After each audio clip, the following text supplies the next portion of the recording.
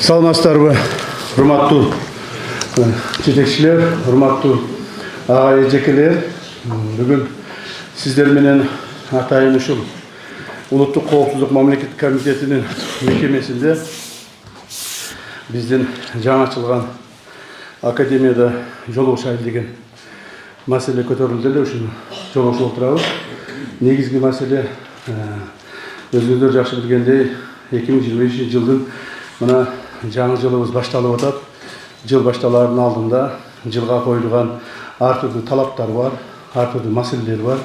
Ошо маселелердин негизги маселелердин бири урматтуу президентибиз Садыр Кожоевичтин биздин алдыбызга койгон талаптардын негизги маселелердин бири бул коррупцияга каршы күрөш. Коррупцияга каршы күрөш бул бизде идеология болуш керек деп президентибиз алдыбызга тапшырма койду. Ушул маселени биз акыркы ушул келерки 25-26 жылдары кайсы бир деңгээлде аткарууга милдеттүү болуп атабыз.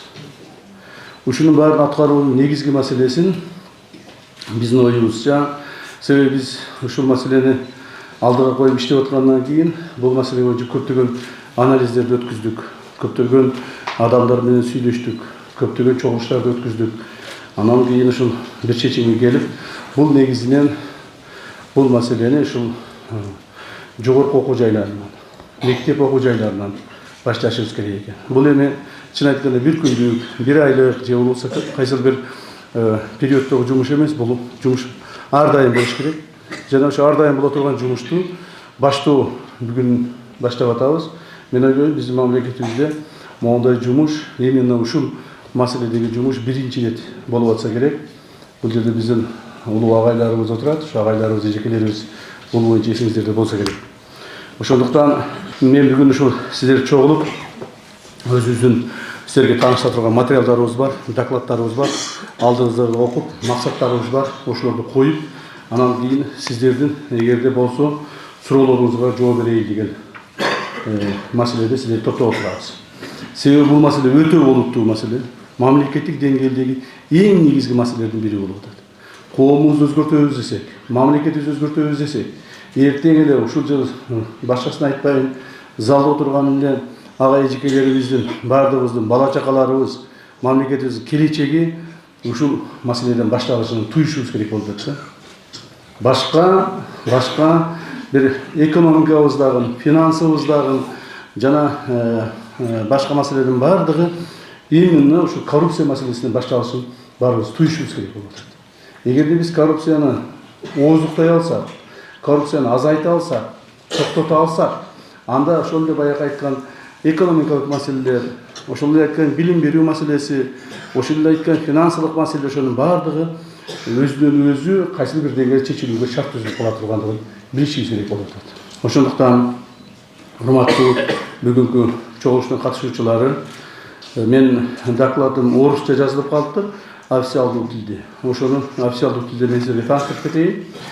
Бул жерде кайсыл маселе болсо дагы, кайсыл тилде болсо дагы сүйлөшүп кете беребиз. Эки гана тилде, мамлекеттик жана официалдуу тилде. Рахмат баарыңыздарга. Добрый день, уважаемые участники совещания. На протяжении последних лет ГКМБ демонстрирует высокие показатели по всем направлениям деятельности, но отдельного внимания заслуживает неустанная борьба с коррупцией во всех сферах жизнедеятельности государства. Если 5 лет назад уровень коррупции соответствовал 70-80%, то на сегодняшний день нашими усилиями результаты реализуемых решительных мер снижен до 30-40%. А в ближайшие 2 года этот показатель будет снижен до 50%. Достижение всех результатов возможно для нас, и ярким примером является борьба с организованной преступностью, где со стороны ГКМБ проделана колоссальная работа по разложению организованной преступности. О достигнутых результатах в данном направлении красноречиво говорит многочисленное задержание лидеров и активных членов организованных преступных группировок. И вот как была уничтожена организованная преступность, также будет уничтожена и коррупция. Одним из объектов антикоррупционной деятельности ГКМБ является сфера образования. так коррупция в системе образования разрушает нравственный устой общества, представляет серьезную угрозу не просто социально-экономическому положению страны, но и национальным интересам, безопасности государства в целом. Проблема коррупции в образовании активно обсуждается в обществе, и на сегодняшний день основным источником снижения качества образования является именно коррупционные проявления в учебных заведениях страны. Наиболее опасными формами проявления коррупции в образовательном процессе выступают вымогательство при поступлении в вузы, взяточество процесса обучения в период сдачи сессии, злоупотребление властью при принятии управленческих решений, необоснованные поборы под различными предлогами, требования материально-технической, финансовой и иной помощи и многое другое. Это негативно влияет на качество образовательных услуг, снижает доверие к национальной системе образования, как внутри страны, так и со стороны международного сообщества, делает систему образования слабой, а реформы, проводимые в сфере образования, безрезультатными. Все это требует разработки действенных, работающих методов преодоления коррупции в образовательных учреждениях любого уровня системы образования. Необходимо отметить, что с начала активной фазы противодействия коррупции стратегические шаги нашего ведомства были разделены на 3 этапа. Первый. Систематизация борьбы с активным уголовным преследованием коррупционеров. Данная работа будет осуществляться на постоянной основе. Второе. Ужесточение наказания в рамках закона. Недавно по нашей инициативе приняты законодательные изменения, усиливающие меры ответственности и их последствия. В частности, предусматриваются следующие меры. Пожизненный запрет на занятие государственных и муниципальных должностей для лиц, признанных виновными в коррупции. Полное исключение штрафов за коррупционные преступления. Например, за незаконное обогащение вместо штрафа 300-500 тысяч сомов будет срок заключения от 2 до 5 лет. Отказ принятия на госслужбу, если человек, его супруга или супруг, или их близкие родственники признаны виновными в совершении тяжкого либо особо тяжкого преступления. Если гражданин признал вину в коррупционном преступлении и возместил ущерб, он все равно будет наказан не менее чем половиной максимального срока лишения свободы по этой статье.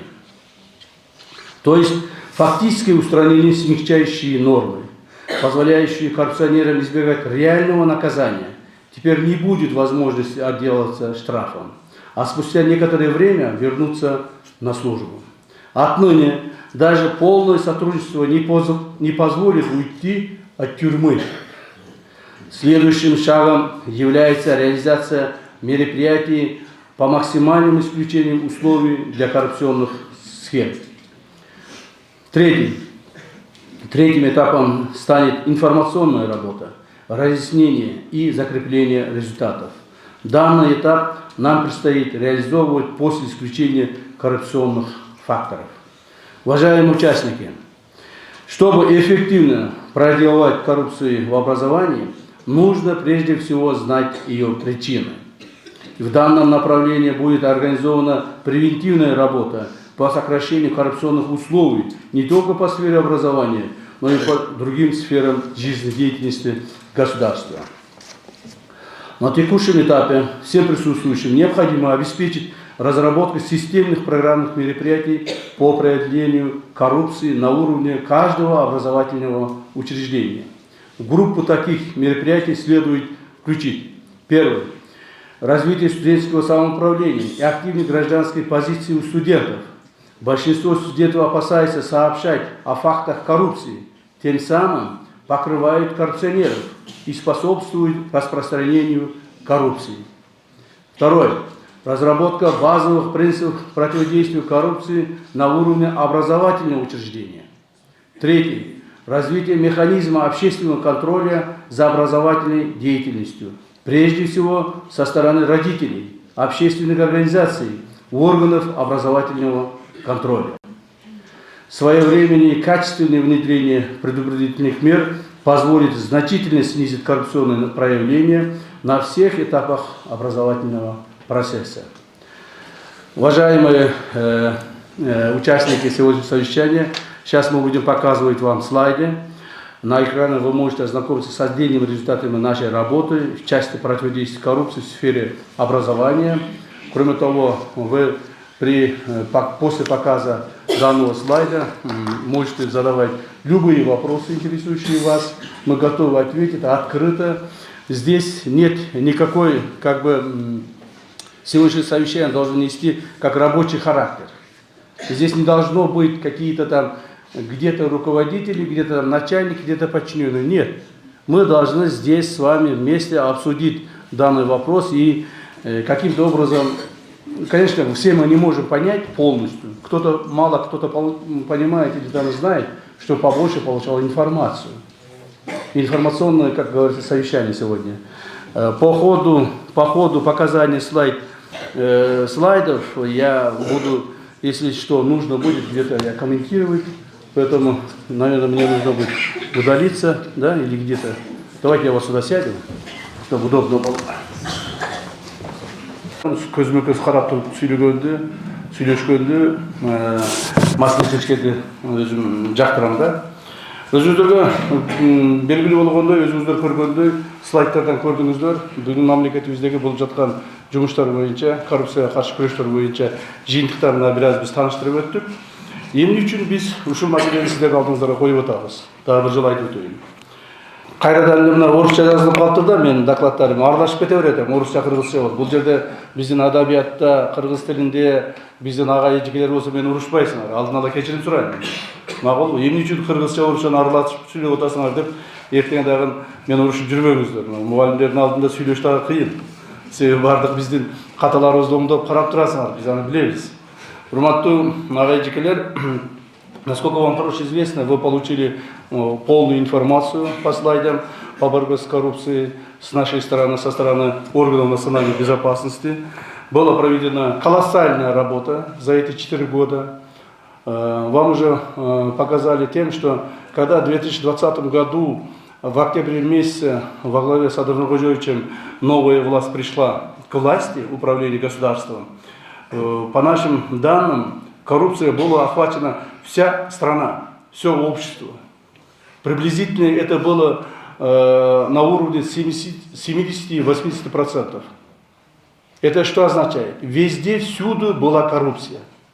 Начиная с садиков, заканчивая до кабинета президентов, была коррупция. Что нужно было делать?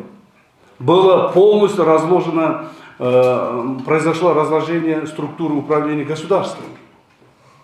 Я вам приведу один пример, что когда произошло столкновение с Баткенской областью, с таджикскими военнослужащими, когда у нас произошел этот конфликт, что у нас случилось? В мае, то есть это произошло в мае, 30 апреля, 1 мая 2021 года. Это было полгода, как мы пришли к власти. Мы вышли с ними, как говорится, конфликтоваться ни с чем. У нас ничего не было.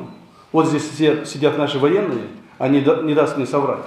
У нас ни одна машина, боевая машина, не завелась. Ни одна машина не вышла на защиту Родины. Так? Наши солдаты Министерства обороны, в основном солдаты пограничной службы, выходили только с автоматами и пистолетами, произведенные 50-40 лет назад. Ничего у них не было.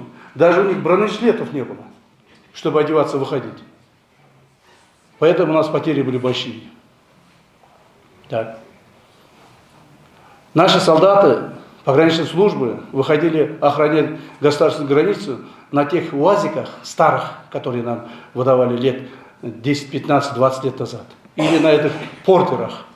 Выходили и прямо на портере садились и охраняли государственную границу. У них других боевых машин не было. Не было возможности одеваться, охраняться. Зарплата была 15-17 тысяч сомов. То есть практически государство даже не смогло обеспечивать свою национальную безопасность. Уже не говоря о других отраслях нашей общества. В таких условиях нам пришлось начинает работать. И благодаря активной позиции нашего уважаемого президента Садама Ходжаевича и хорошей слаженной работы команды его пришли к сегодняшнему дню. Сегодня какая ситуация? Я сразу же скажу, что какая ситуация, я уже вам рассказал, какая ситуация была в Министерстве обороны, погранслужбе. Сейчас какая ситуация? Тогда, когда у нас случился этот конфликт, у нас была только единственная одна машина, бронированная, гражданская машина, джип был, который нам когда-то, оказывается, подарил Крим-авторитет Эркин Мамлеталиев. Так? У погранслужбы единственная машина была. С этой единственной машиной мы возили боеприпасы, там, где происходили столкновения, и вывозили оттуда наших убитых или раненых солдатов. Другого выхода не было. Единственная машина была. И то эта машина была гражданская. А сейчас какая ситуация? После мы начали вести работу слаженную. В данный момент ситуация кардинально изменилась. В вооруженных силах, погранслужбах. В данный момент наши вооруженные силы являются одним из самых боеспособных в Средней Азии. Ситуация изменилась. В данный момент в погранслужбе имеются новые бронированные автомашины, изготовленные по нашему заказу в Дубае. Так, солдаты на чем ездить. Новые бронированные автомашины, заказанные нами в России, «Тигры». Всего их энное количество, несколько, уже сотен машин. А в данный момент все склады, есть новые склады, вары, полностью боеприпасы, вооружение, военная техника полностью обеспечена у нас. Поэтому спокойно живем, спокойно стало, все решается, все вопросы стали на свои места. Так? Более того, в данный момент у нас имеется уже в открытых источниках, это тоже есть, это можно объявлять, и все это вы тоже знаете, что самые современные беспилотники БПЛА находятся в Кыргызстане. Начиная Байрактаров, Аксунгуров, Акинджи, все находятся только у нас в Средней Азии, только у нас в Кыргызстане. Все виды. Так? Поэтому мы уже, как говорится, не то, что боимся, не боимся, мы уже обеспечены тем, что можем обеспечивать свою безопасность своей страны. То есть у нас уже ситуация кардинально изменилась. Я уже говорил о том, что там у нас была проведена колоссальная работа. Эта работа была проведена в условиях жесткой незаконности. Это надо признать и сказать. Так как наше законодательство не соответствовало тому, чтобы бороться с коррупцией. Законодательство подвели к тому, что невозможно бороться с коррупцией. Законодательство подвели к тому, что в стране будет расцветать коррупция, и никто ничего не может сделать. Нужно было принять экстренные меры.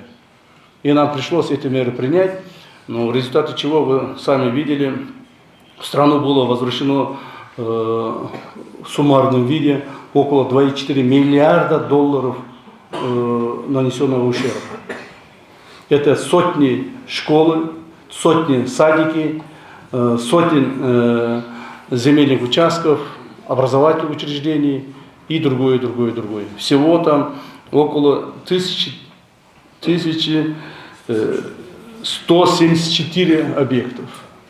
Это очень много. Просто-напросто взяли, продавали направо-налево, использовали и все. Незаконно использовали, продавали. И никто ничего не мог сказать. Даже, наверное, извините за такое выражение, извините, я еще раз спрашиваю, может быть, даже сидят в этом зале те руководители, которые также принимали участие в этих махинациях. Так? Теперь с такими руководителями мы будем прощаться. Прощаться на то, чтобы они не будут заниматься этими делами, то есть этой должностными полномочия. Нам было проделана очень малая часть. Мы не обращали на сферу образования за эти 4 года. Мы считаем, что где-то мы посмотрели всего около 3% охвата всего объема работы. То есть практически мы не трогали вас. Университетов, школ и всего другого. Мы не трогали вас практически. Мы занимались другими, оргпреступностью, занимались государственной коррупцией, все другое. А вас, сфера образования, не трогали. Вот только пришла к вам очередь.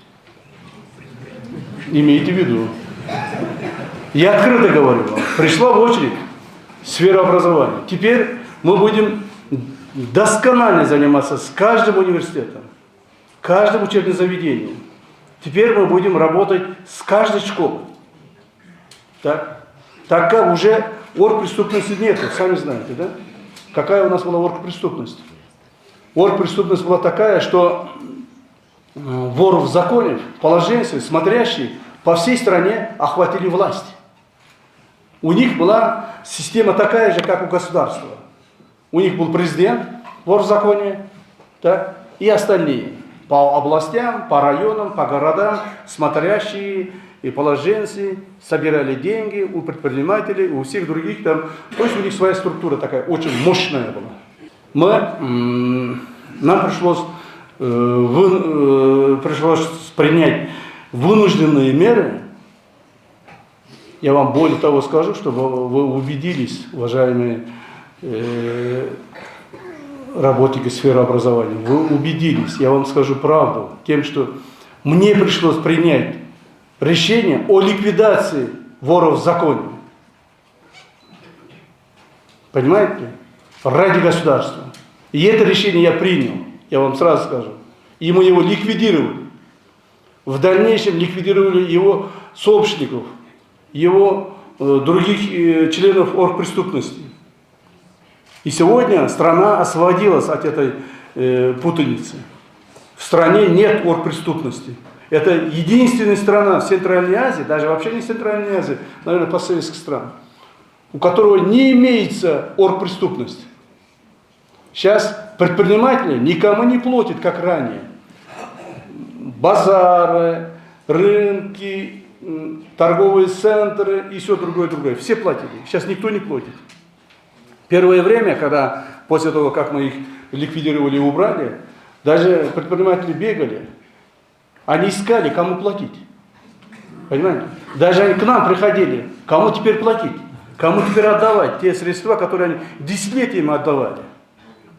У оргпреступности, уважаемые участники заседания, была огромнейшая сумма. Мы у них миллиарды отняли в долларовом исчислении. Миллиарды отняли. Сейчас у них ничего не осталось. И не будет дальше. Дальше не будет никакой оргпреступности, никаких бандитов. Да, хулиганы будет. Криминогенная обстановка будет, она остается, жизнь есть, она будет продолжаться. Никаких, это когда никто не может гарантировать. Но оргпреступность не будет в нашей стране. Даже нашу страну начали прогибать под другими лидерами оргпреступности других стран. Вот Салим Байватчаев в Узбекистане. Он полностью контролирует юг нашей страны. На юге все лидеры оргпреступности, все крупные бизнесмены, даже политические какие-то деятели, депутаты парламентов, к нему шли, с ними собеседовались, и что он сказал, то они исполняли. Понимаете? Теперь этого не будет. Наша страна, сами по себе будем развиваться, никакой оргпреступности не будет. Вот также, когда мы начали бороться с оргпреступностью, нам говорили, да вы никогда не победите, никогда у вас не получится так, что вы тут же сидит Кольбаев, тут сидит тот, Досонов, Дженго, Ваше. Все везде сидят, и вы что вы будете сделать? Ничего не сделаете. Завтра же продадитесь, все, останется на свои места. Все так говорили в течение 2-3 лет. Но все-таки мы это победили. И коррупцию также победим. Когда я коррупции сейчас говорю везде, всюду разговариваю и встречаюсь с руководителями, все усмехаются. Многие усмехаются надо мной. Все думают, вот вышел человек, говорит нам сказку, и коррупции никогда искоренить невозможно. Искореним мы, уважаемые. Искореним вместе с вами. Вот посмотрите, нам потребуется год-два, и мы это отрицательное явление в нашем обществе искореним. Не будет коррупции в нашей стране. Если она даже останется минимальным образом, минимальный уровень останется коррупции в нашей стране. Но как ранее было, как бы все общество занято было с коррупцией, этого теперь не будет уже. Этого теперь уже не будет. Поэтому мы стараемся и призываем вас тоже, уважаемые руководители, подключиться к этой работе. Кто не будет подключаться, кто будет отрицать или дальше будет нарушать законодательство, мы будем привлекать к строгой ответственности в соответствии с нашим законодательством. Вам уже говорили, еще раз я хочу вам напомнить о том, что нам пришлось принять меры по изменению нашего законодательства. По нашей инициативе в конце прошлого года было введено изменение, дополнение в Уголовный кодекс по части борьбы с коррупцией. Там, где было изменено, то есть мы убрали все штрафы. До сегодняшнего дня, уважаемые участники, ни одного коррупционера на реальные сроки не смогли мы посадить. У нас не получилось. Потому что законодательство было указано о том, что если коррупционер признает свою вину, если он соглашается со следствием, и он освобождается от уголовной, то есть от реальных сроков, заменяется на штрафами. То есть все платили штрафы, начиная от 20 тысяч сомов до 200, до миллиона сомов, и выходили. Ни один не ушел за решетку. Так? И они могли обратно возвращаться на свою работу, кстати.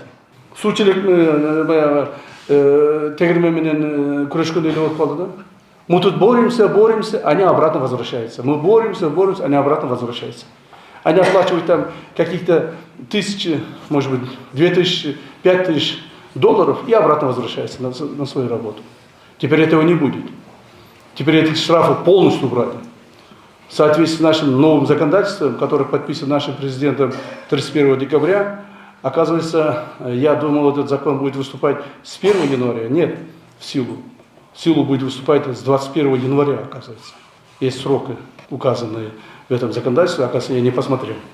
То есть, начиная с 21 января, что у нас будет? Даже если нарушитель закона, коррупционер, попадается в наши руки, то есть я имею в виду следствие, правоохранительные органы, так, если даже он будет признавать свою вину, заключать соглашение со следствием, ему будет грозить реальные сроки. Даже мы будем конфисковать у него все имущество, вот, он будет восстанавливать ущерб, нанесенный государству, все равно будет ему указана дверь в тюрьму. Поэтому прошу вас, уважаемые руководители, вас еще раз прошу, я не хочу, чтобы вы оказались за решеткой. Я не хочу, чтобы вы завтра нанесли ущерба своей семье, в конце концов. Давайте не о государстве думать, а о своей семье думать. Кроме того, этот человек не может возвращаться обратно пожизненно на государственную или ту сферу, в которой он совершал коррупцию. Он не может уже возвращаться. То есть он не может быть преподавателем, тем более руководителем. Всю жизнь, пожизненно. Кроме того, его близкие родственники будут сняты со всех государственных органов. Если ваш сын, я имею в виду коррупционера, его сын, дети, супруги работают в государственных службах, мы сразу их будем снимать, где бы они ни работали, в каких бы должностях они ни были. Если даже о себе не думаете, думайте о своих детях. Подумайте, пожалуйста, о своих детях. Не совершайте такие преступления. Так как все преступления начинаются с системы образования. Мы все выходцы оттуда. И врачи, и милиционеры, и прокуроры. Все мы выходцы оттуда. Понимаете ли? Мы все являемся вашими детьми вас, то есть вашими учениками. Поэтому и отныне так же будет, эта история будет повторяться. Отныне система такая же. Следующее поколение врачей, милиционеров также будет выходить из ваших рук. Поэтому вы должны воспитывать наших студентов. Вы должны оказать им содействие. Многие, у меня сейчас очень много информации по образовательной части. Мы их собирали, сейчас еще собираем. Скоро начнем принимать меры. Так? Скоро начнем принимать меры. И вам это все открыто объявляю. И в этих информациях мне поступает, вот такая интересная информация поступила, о том, что студент не учится здесь, он находится где-то там в трудовой миграции, где-то что-то, так, за него проставливает вот это зачеты, экзамены, и он становится студентом следующего курса, заканчивает, получает дипломы. По этому поводу мы строго будем прослеживать и смотреть, следить. Исключайте. Это не надо. Выходом клуб Джуэрвенду. Отчисление. Вот. Отчисляйте, пожалуйста, таких студентов. Отчисляйте. Не оставляйте их. Лучше 10 человек выпустить с хорошим образованием и с дипломом, чем 100 человек, которые необразованных и не, как бы, не получающих образования и просто так покупающих дипломов. Давайте выпустим 10 человек. Никто вас как бы не обязывает, что вы обязательно должны выпустить там 100 человек. Не надо 100 человек выпускать. Выпустите 10-20 человек, но зато с хорошим образованием, которых мы можем применить в нашем хозяйстве, как говорится, в общественной жизни. Ушуны қараңыздар, урматтуу ректорлар, бұл жерде негізінен жетекшілер отырасыздар да, туралы, урматтуу ректорлар, ушуны қараңыздар. Дайте поручение всем своим преподавателям, деканам и другим, что если человек не учится, исключайте, отчисляйте его из группы, отчисляйте из университета. Пусть он тоже понимает, он возвращается через год, будет, если он захочет учиться, будет учиться. Если он не захочет учиться, пусть не учится. Не надо заставлять человека, чтобы он обязательно у него в кармане был диплом. Не надо заставлять. Вот систему образования мы должны менять. По этому поводу Министерство образования также должно работать активно и внести свои коррективы. Так? Внести свои коррективы. Так, будем еще проверять тех студентов и наших уважаемых преподавателей тем, что как они собирают средства, как они собирают взятки. Это оно у нас есть. Вот почему мы должны скрывать? Давайте будем говорить открыто друг другу, в лицо. Это у нас есть. Да, может быть, среди вас есть, не то, что может быть, обязательно есть среди вас очень хорошие, честные преподаватели, честные руководители. В этом я не сомневаюсь. Оно есть. Қырғыз айтып қой, бір қарыны бір құмалақ чиритет дегендей. И среди 100 руководителей 10 человек, если будет взяточников, это считайте, что вся система уже как бы испорчена. Поэтому мы будем бороться с этой нечистью, будем вкладывать усилия, все будет соответствовать нашему законодательству. Да, многие взяточники будут теперь очень жестко будет наказаны. Кроме того, здесь студенты тоже присутствуют, да, как мне сказали. Студенты есть? Студенты, пожалуйста, встаньте, если есть. Вот студенты. Встаньте, я вам обращаюсь, и я вам говорю, тем, что перестаньте собирать деньги. Вы поняли? Перестаньте собирать деньги. Вот. Вот именно, что отличник собирает. Именно, что староста собирает. Понимаете ли? У нас есть такая информация, что староста собирает деньги и передают там последующим преподавателям. Я всю ситуацию знаю. Меня никто не может обмануть в этой сфере. Поэтому, уважаемые студенты, будущие руководители нашего государства, нашего общества, обращаюсь к вам. Пожалуйста, с вас давайте, себе начинайте. Хорошо? Не собирайте, передайте другим студентам тоже. Теперь будет отныне, будут привлечены те люди, которые собирают средства также. То есть студент-староста, если собирает средства у студентов без поводов для передачи взяточества, Если мы это докажем быстро. Так? И этого студента тоже посадим. Имейте в виду. Передайте нашим уважаемым старостам. Я тоже был когда-то студентом. Тоже был старостой. Но я тогда не собирал, я учился в России. Так? Поэтому передайте старостам, тем лидерам групп, чтобы они не собирали. И не стали этого делать. Если до этого делали, все, давайте остановимся. Человек где-то, когда-то должен остановиться, где-то. Страна тоже остановилась на край пропасти. И мы пошли сейчас в рост. Вы тоже остановитесь. Мақұл? Düşündіңіз мен айтқан сөзімді. Я вам жестко говорю, почему? Потому что вы являетесь моими детьми. Вы еще младше моих детей. Некоторые из вас, возможно, даже мои внуки. Поэтому я вам говорю тем, что, ребята, остановитесь, студенты уважаемые. Больше не собирайте денег. С вас и начинается. Преподаватель не может пойти у каждого студента брать. Такие преподаватели тоже есть, кстати. Но в основном собирают наши старосты, чтобы этого не допускать. Мақұл? Хорошо, пожалуйста, садитесь. Главный вопрос борьбы с коррупцией. Борьба с коррупцией должна начинаться с руководителей.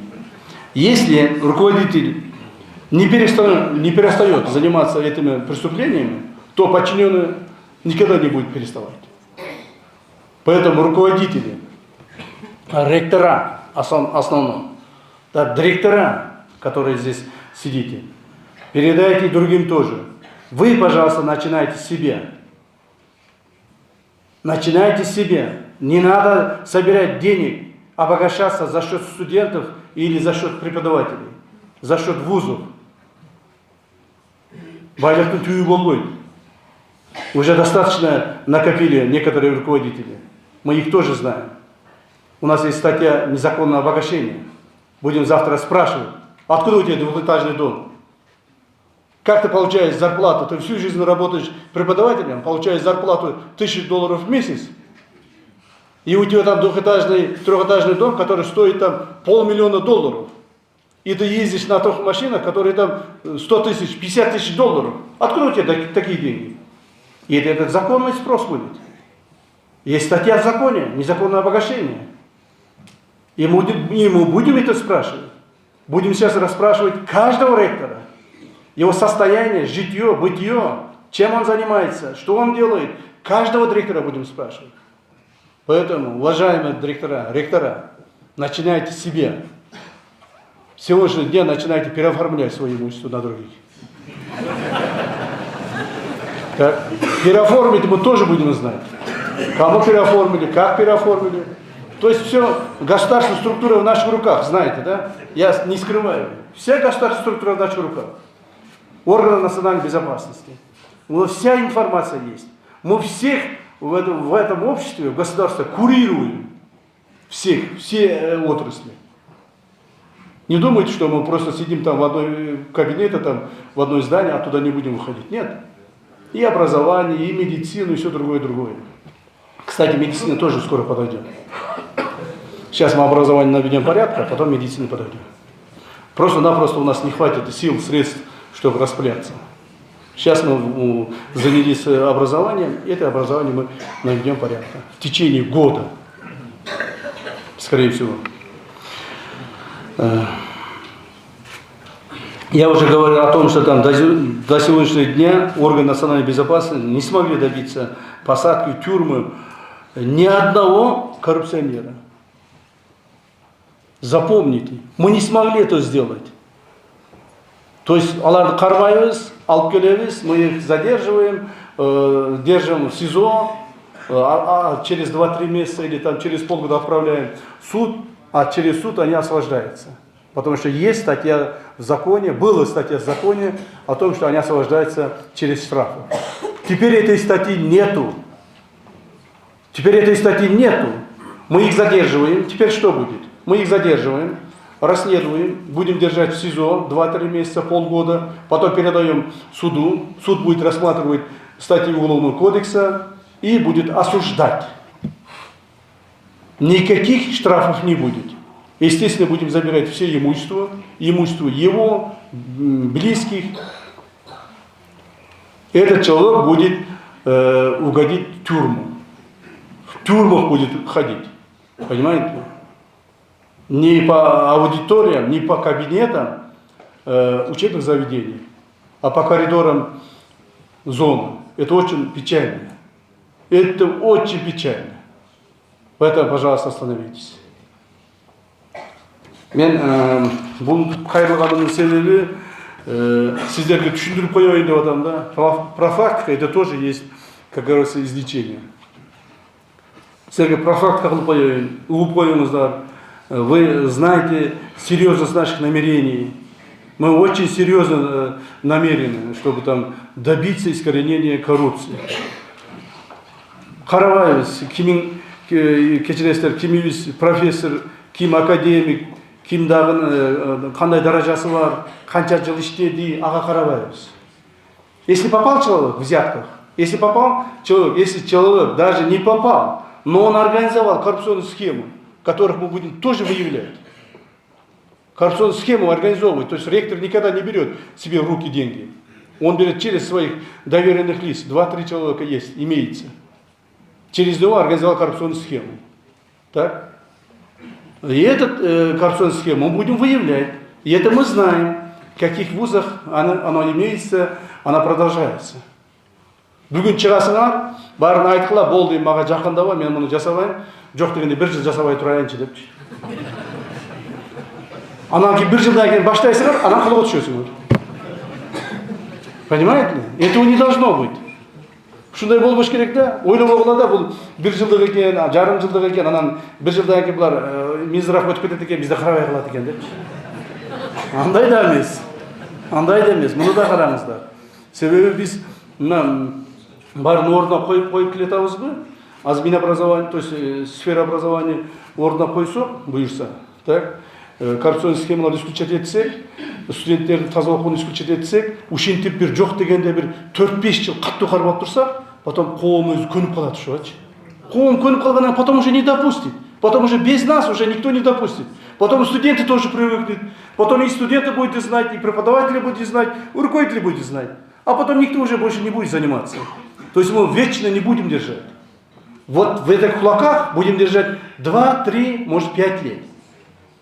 А потом отпустим потихоньку, будем отпускать.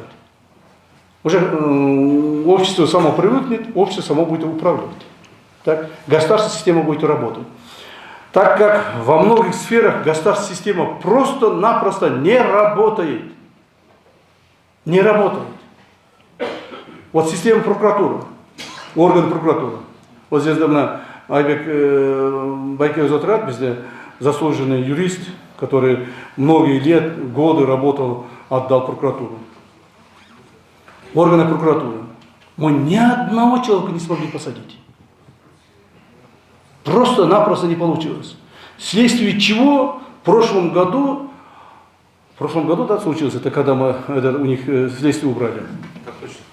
Нам пришлось анализировать, убрать с них следствие прокуратуры. Что там было написано? Даже прокуроры, когда возбуждающие уголовное дело, расследование будет проводить они сами. Возбуждать они будут сами на себя. И все, прокуроры уходили.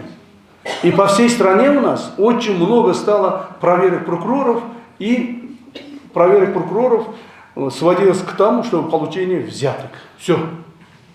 Больше ничего. Потом нам пришлось анализировать и с них снять следствие. Сейчас уже любого прокурора, в любой момент мы можем возбудить уголовное дело, естественно, под надзором прокуратуры, уже будем привлекать к ответственности. Кстати, если я так буду говорить, вы не подумайте, что мы, органы национальной безопасности, очень честные, чистые, кристальные такие люди. Нет, у нас тоже есть. У нас тоже есть. У нас тоже имеется, у нас тоже есть взяточники, коррупционеры у нас тоже есть. У нас тоже есть и люди, которые нарушают законодательство, в связи с тем, что мы в прошлом году к ответственности, к уголовной ответственности привели 7 человек. 7 сотрудников органов национальной безопасности.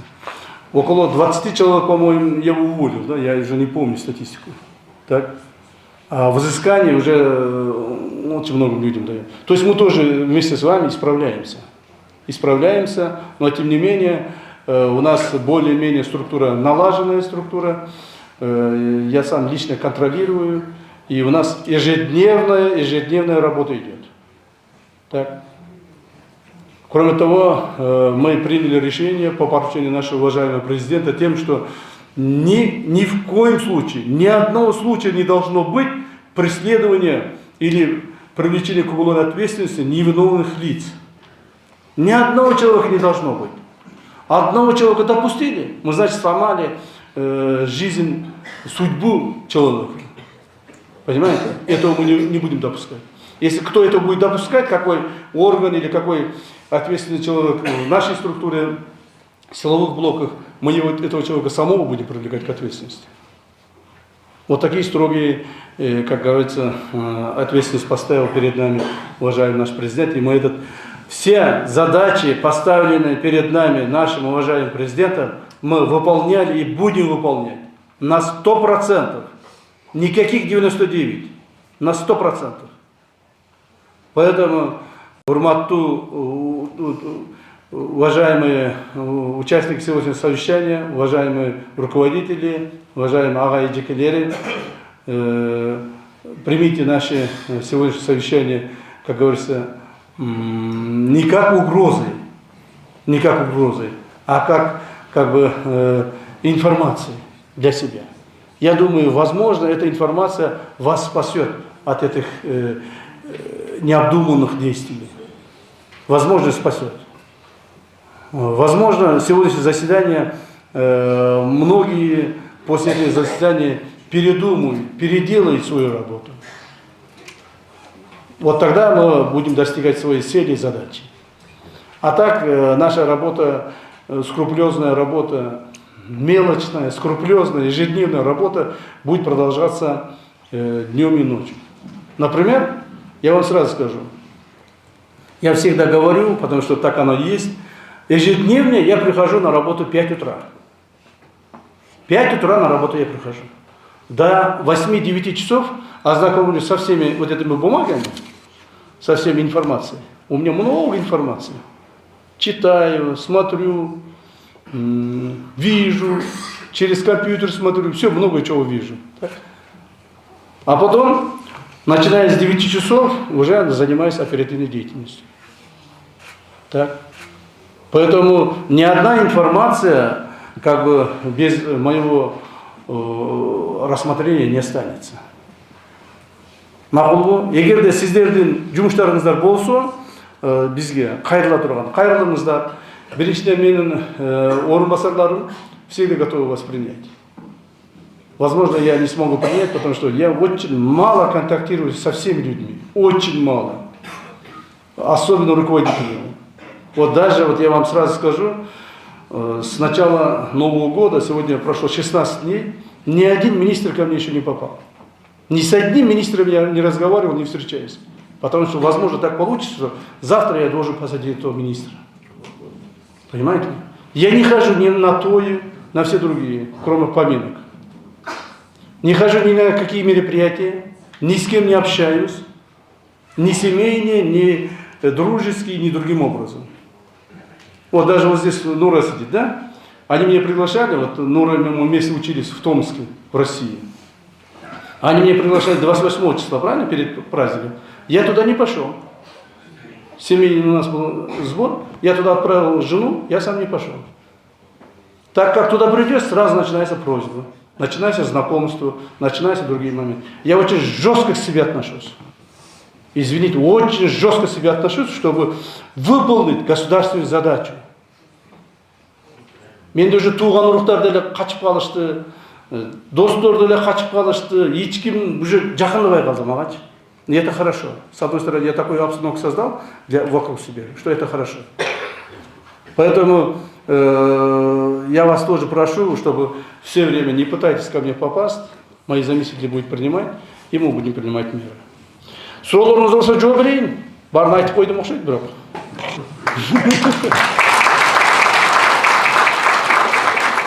Айтыңыздар. Емне керек болса жауап берейін. Açık ayıkın mikrofonlar var mı? Саламатсызбы, Камчер Падышаевич, урматтуу коллегалар. Биринчиден сизге ыраазычылык билдиребиз сиздин командаңызга кылган ишиңиздерге мамлекет үчүн. Менин атым Моронтаев Талабек Дүйшөнбекович, 18-чи кесип директор болом. Мына 1 жылга жакындап калды иштеп атканым. Азыр сиздер берип аткан маалыматты сайттанбы же биз коллективге да жеткиришибиз керек сөзсүз түрдө. Бул биринчиси. Анан экинчиси мындай маселе болуп да мен 20 жылдай болуп калды образованияда жүргөнүмө. Анан көпчүлүк жетекчилер жакшылык кылам деп автоматически коррупционер болуп калат да. Себеби дегенде бизде МОП топтун айлык маяналары 7000 сом, 10.000 сом, анча-мынча кадрларды кармап калайын деп айлык маянасы аз болгон үчүн бюджеттон доплата кылып коюп автоматически коррупционер болуп калышат да. Азыр бизде дагы уже кадровый маселе чоң көйгөйдө турат. Мисалы мен деле айлык маянам уже 20 жылдык стаж менен 20.000 сом түзөт да. 4 балам бар. Кээ бир кезде азыр деле сиз айтып атсаңыз мен ойлонуп атам да, ушул мага керек беле, балким чет жакка чыгып кетем деген сыяктуу. Бирок коррупциядан алыспын. Болгону гана ошо айлык маянасы менин оюмча көпчүлүк жетекчилерди коррупцияга түртөт болуш керек деп ойлойм да. Жаш кадр катары эгерде бир аша чабып кетсем кечирим сурайм, бирок бардык коллегалардын атынан айтып коюшум керек да, жетекчи болуш азыркы учурда жаш кадр катары айтып коюм өтө оор туруп атат да. Себеби дегенде 20.000 сом директор үчүн бул өтө эле аз деп эсептейм. Бирок бул сиздин компетенцияңызда эмес, бирок сиздин сөзүңүз любой структурага өтөт деп ишенем да. Балким чоң трибунада. Сиздин айтканыңыз туура. Биринчиден надо отличать организационные вопросы, структурные вопросы и взяточного преступления. Понимаете? Это разные вещи. Если сиз өзүңүздүн ушул коомуңузда, организацияңызда какие-то структурные вещи будете делать, какие-то там что-то делать, жанагы деп коет, чыгармачылык жарагынан бир нерселер таап, балдарыңызга ошол коллективиңизге таа берип башка кылсаңыз, то башка иш.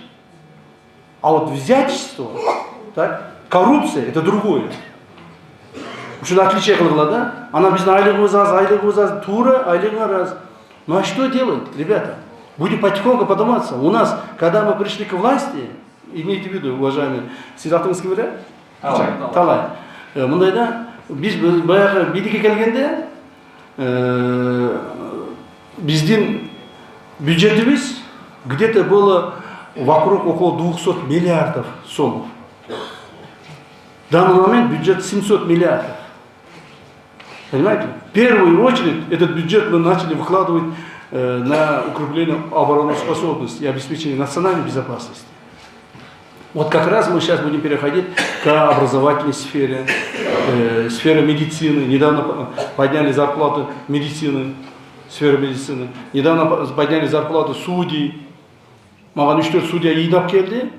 Сиз дейт, бизде таза иште дейсиз дейт. Мына биз 70.000 сом аңгы кылабыз дейт. Эң аз алган 70.000 сом экен.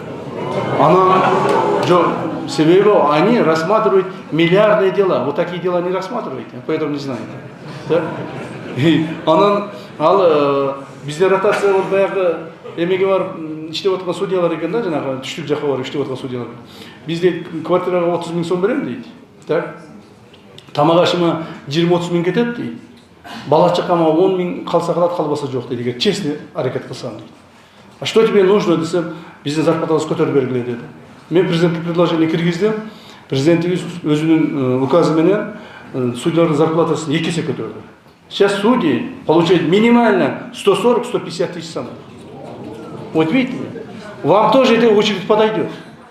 Силерге да мына 40 000 алган, то есть 20 000 алган, эртең 40 000 аласыз, 40 000 алган 80 000 алат. Ушунун үчүн аракет кылып атпайбыз.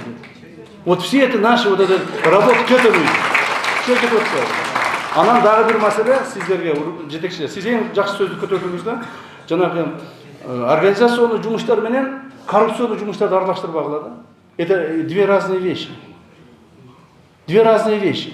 Например, ни один человек в стране не может сказать, что у кого-то я копейку взял. Никто не может сказать. Не от того, что там боится. Нет. На самом деле так. Через меня проходят миллионы, миллиарды долларов. Понимаете? И это все проходит на глазах наших сотрудников, и это государство ведут. Это тоже организовали. Мен деле бір жерден бір қымтып сымтып қойсам болады да. Егер мен қымтый башласам, бұл да қымтый башламақ. Бұл қымтый башласа, тегіл вообще результат болмаған емес. Ошондықтан ушул нерсени умейте различать. Мақұл ба? Рахмат. Саламатсызбы. Сегодня удивительный день, когда нас предупреждают о том, что надо работать и бороться с коррупцией. Не угрожаю. Я первый раз, вот сколько в образовании, благодарна вам, что вы сегодня как тепло нас встретили и предупредили, что мы должны работать. Рахмат Сергей. Я хотела бы 3 момента попросить вас. Вот этот доклад, который вы сделали, и слайды, или вы нам передаете, чтобы мы сотрудников собрали и тоже показали эти слайды. Или ваши кураторы, которые нас курируют, пусть придут к нам, мы соберем в зале всех сотрудников и вот так покажем. Это будет один из шагов борьбы с коррупцией в Грузии. Это первый момент. Потом, по вашему докладу я услышала, что много вы возвращаете государству зданий. Ну, давайте подумайте, пожалуйста, некоторые государственные здания, которые находятся при медицинской академии. Почему? Потому что нам много надо общежитий, нам нужны корпуса для занятий, ну, чтобы мы приближались тоже к европейским условиям. Если такая возможность есть, то, пожалуйста, ваши замы, которые курируют медакадемию, пусть этим занимаются и попросят, ну, по ситуации. И следующий, последний вопрос. Когда вы говорили об Аркене, вот тогда, когда вот, был этот конфликт, мы решили создать факультет, медицинский факультет военной медицинской подготовки. Почему? Потому что это особая структура, военные должны лечиться у специалистов, которые знают военную службу. И мы создали, благодаря Министерству образования, такой факультет. Попросите министра обороны, чтобы он нам все-таки помог в этом вопросе. Вы, как сказал Талай, вы все сможете. Помогите, пожалуйста. Спасибо. Дай Бог вам здоровья, потому что вы столько моментов хотите решить. Куда я бросаю? Пускай ваше здоровье будет хорошее, чтобы выдержать. И вместе с президентом все эти вопросы решайте. Спасибо. Мы вас поддерживаем. Спасибо. Все те вопросы, которые высказываются, записывайте, да? Это налей. Сейчас смотрю. Да, это исполнение. Махну. Арбитный жооп бергилер. Арбитный жооп бергилер за каждое слово, за каждый запрос. Ответ. Спасибо. Барбадана. Саламатсыздар. Мен Жалал Маданя техникум директорунун милдетин аткарып. Жалап отуктарсыз бар го? Сизде жабаат берип сизде депутаттарыңыздар колдоп жүргөн менин үйүмдөн мисалы апам аябайсыз ошол айрылып жүрчүмүн. Азыр эми бүт Кыргызстан эли сизди колдоп бата берип отурган убагында. Анан мен Жалал Маданя техникумунун мурунку директору 1994 жылдан бери директорлук милдетин аткарып келген. Таштануш жөнүндө суроо бергим келип атат. Жалпы коллектив ушул бизге бир бүгүн эртең Камчыбек Кылышбаевич менен жолугуп аткенсиз, биздин сунушубузду, биздин айткандарыбызды жеткириңиз деген үчүн азыр айтып коеюн деп атам. Агай биздин маданият министри ар дайым мыйзамдуу эле жумуштан алат. Мисалы эмгек келишими бүткөн боюнча же болбосо жумуштагы кемчиликтер боюнча. Бирок бизге 4 жолу кайрадан директор болуп келди. Анан мындай болот да, жаңы директор келет, бизде жумуш башталат, агай соттонду да кайра келип отуруп алат. Ошентип биз 94 жылдан бери Жанагы баягы взяткаға түшкөн агай эмес. ооба, азыр деле ошол эсен Насибин. Записывай. Кызматын кармалган агайчы дагы деле утуп алды деп атат. Азыр коллектив кечээ мага дагы айтышты. Болду, мен эсиме тутуп алдым, жазып алдым. Siz ayttınız, сразу мен esime келди де, ошол взятка менен түшкөн болчу агай. Все болду. Значит, келбейт ал агай. Урматтуу Камчыбек Кылышбаевич, чынында бизге өтө керектүү маалымат болду. Мен Ишен Агабаев атынан Кыргыз мамлекеттик университетинин ректорумун Абдыраев Айгүл. Биз 80 жылдыктарыбыз бар. тарыхыбызда миңдеген мугалимдерди мамлекетке бергенбиз. Биз негизинен педагогикалык багыттагы жетистиктерди айтабыз. Учурда бизде 20 000 студент бар, бирок бизде аудиториялар жетпейт. Бирок биз өзүбүздүн көпүс кырганга шартыбыз бар. А бирок биздин жерлерибиз ушул убактылуу колго берилип кеткен. Азыр ушулар четинен алганын алып атабыз, ала электерибиз дагы бар. Мен бул жөнүндө сизге көп жолу биз кайрылууларды жазганбыз, каттар жазганбыз. Анан дагы бир бизде бир маселе бар. Ысык-Көл районунун Корунду айылында биздин сол аселибиз бар болчу, спортивный оздоровительный лагерь.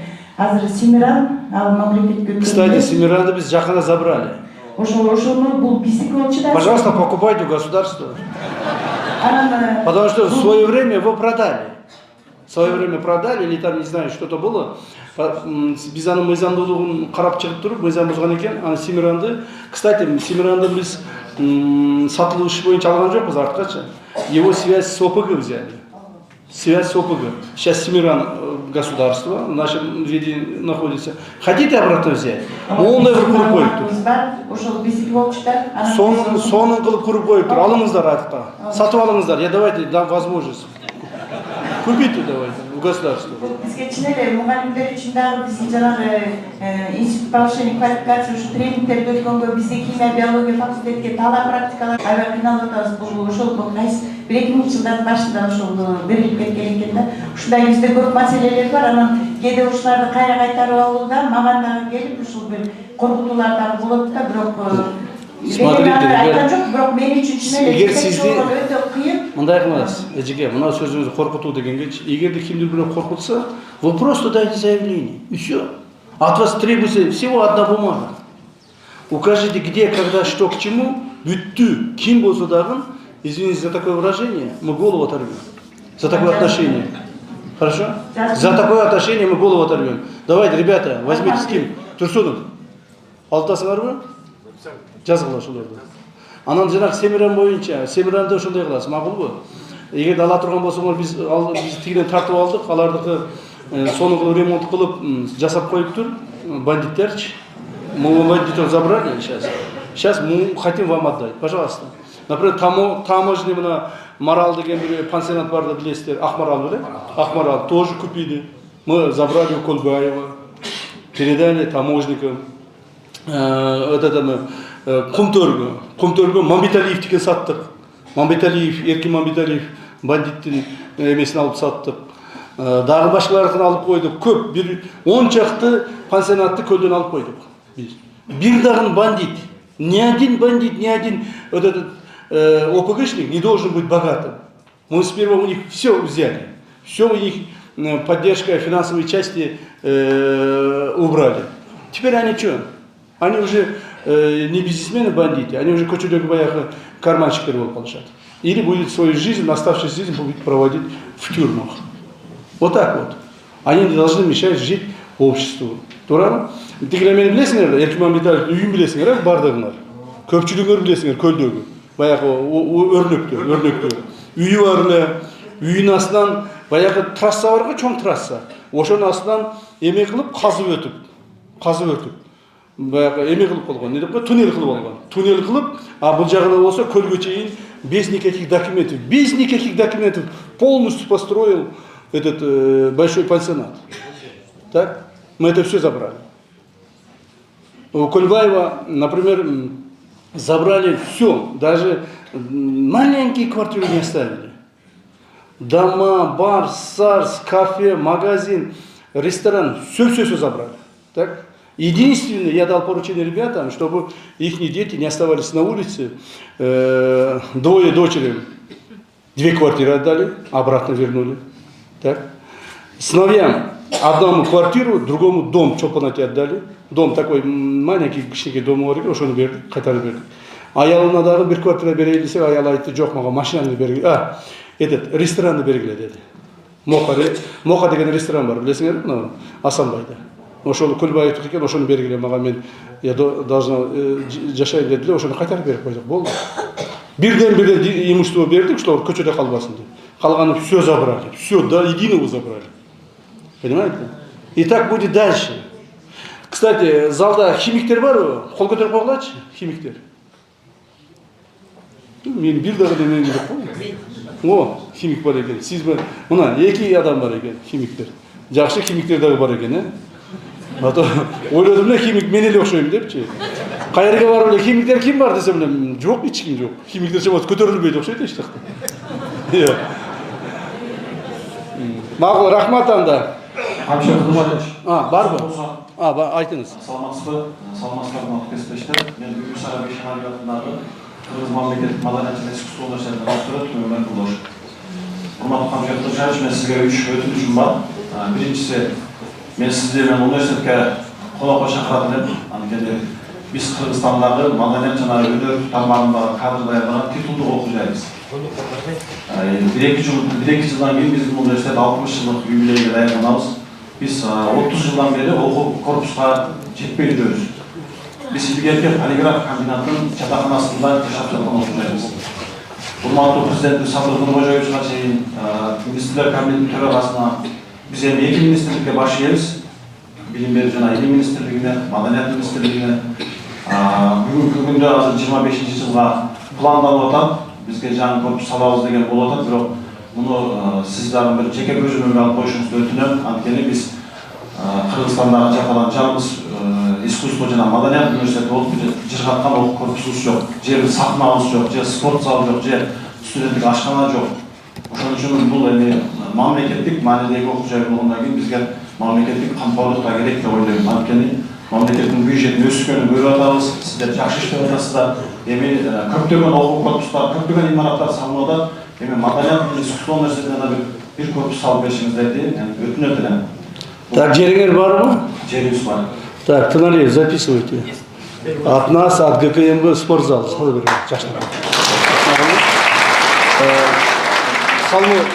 дайте поручение. Салмову дайте поручение, чтобы начинали. Жакынга арада силерге бир эме жакшы сонун спортзал салып берели. Макулбу? Жакшы болот, рахмат сизге. Сиздин атыңыз, мен сиздерден атыңыз ким эле? Түмөнбай. Мен сизди жарты каяк деп коем да ошон үчүн атыңызды эстей албай калдым. Өрүңүздү угуп элечи. Рахмат сизге. Рахмат. Анда токтото элеми. Мен азыр жумуштар укмуш көп да. Азыр мен футбольный союзга барышым керек, себеби дегенде биздин жаштар курамабыз, футбол боюнча жаштар курамабыз. Азыр Кытайда боло турган чемпионат Азияга даярданып атышат. Испанияда. Так. Испанияга то есть тарыхыбызда биринчи жолу ошол жака алып кеткенбиз. Азыр даярданып атышат. Аны ошого барып кичине бир жумуштарым бар, ошондо бүтүрүп коеюн. Мамлекетибиздин престижи. Анда баарыңыздарга рахматымды айтамын, ыраазычылыгымды билдиремин. Тынч болуңуздар, ден соолукта болуңуздар. Кудай буйрса жакшылыкта да учурашайлы. Рахмат баарыңыздарга.